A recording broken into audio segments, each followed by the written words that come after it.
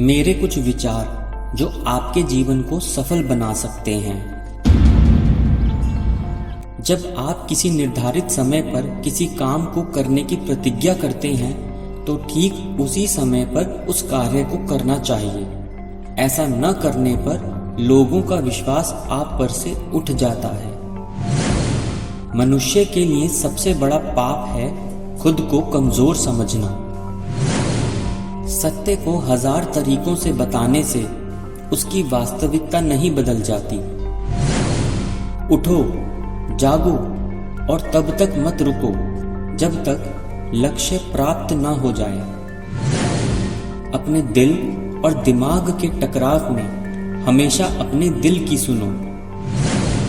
ब्रह्मांड की सारी शक्तियां पहले से ही हमारे अंदर निहित हैं, लेकिन यह हम ही हैं जो अपनी आंखों पर पट्टी बांधकर सदैव अंधकार का रोना रोते रहते हैं।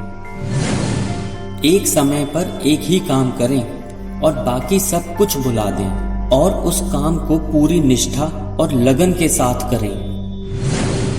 दुनिया क्या सोचती है इससे आपको कोई फर्क नहीं पड़ना चाहिए। आपको अपनी सोच को मजबूत रखकर अपने इरादों को पूरा करना चाहिए और फिर एक दिन यही दुनिया आपके कदमों में होगी।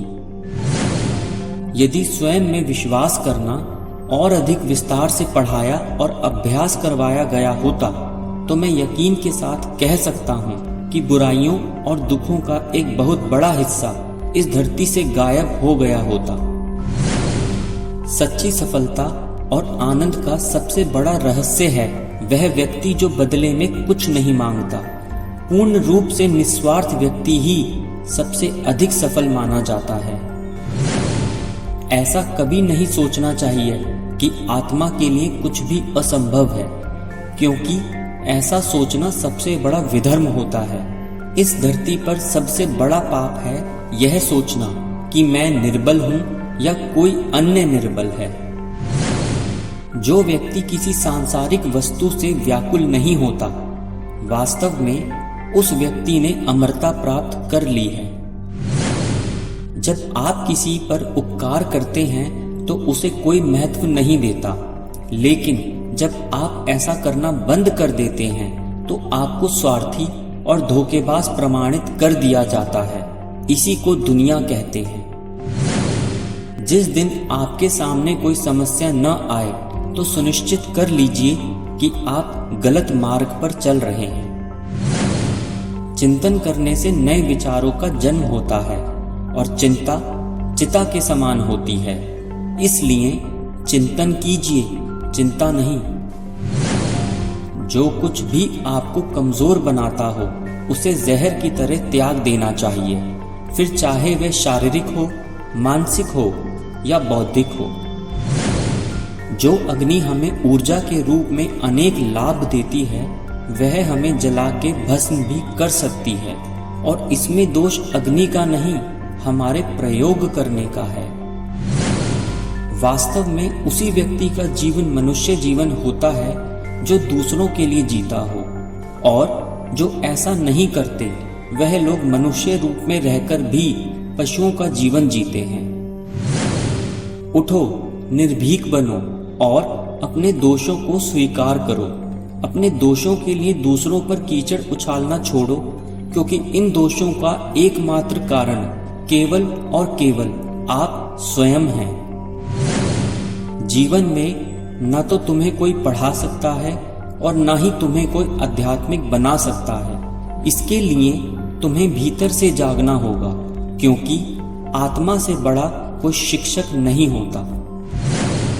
हमारे राष्ट्र की सबसे बड़ी शक्ति है धर्म, और जब तक यह शक्ति सुरक्षित है तब तक विश्व की कोई भी शक्ति हमारे राष्ट्र को हानि नहीं पहुंचा सकती। हमेशा याद रखें कि जो भी काम आप करने जा रहे हैं उसे 3 अवस्थाओं से गुजरना होगा: उपहास, विरोध और स्वीकृति। यह संसार का नियम है। यदि मैं अनंत दोषों के बाद भी खुद से प्यार करता हूँ तो मुझे कोई अधिकार नहीं कि मैं कुछ दोषों के लिए दूसरों से नफरत करूं।